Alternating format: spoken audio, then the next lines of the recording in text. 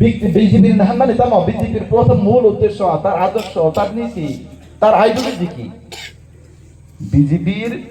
Contribution of the rule 2012 সালে যে পরিষ্কারভাবে লেখা আছে আমাদের আমি প্রথম দেশের জন্য কাজ করব, দ্বিতীয় এই দেশের মানুষের জন্য কাজ করব, তৃতীয় আমি আমার জন্য আমি কাজ করব। এটা হচ্ছে বিজেপির আইডিওলজি। কিন্তু বিজেপি না আইডিওলজি নো সিয়া হয় যারা বিজেপি খাইকা বিজেপি না আইডিওলজি নো সিয়া হয়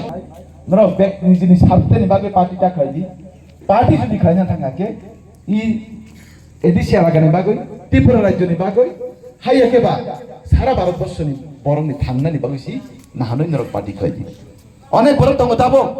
ইয়াতে সুই তুই নংলাই বিতন তঙ্গ তাবো নি যুগ বরং ভাই বড় ইয়াতে সুই তুই নংলাই তো তঙ্গা হাইছে তা নেতার ওটা জন্ম হই তঙ্গা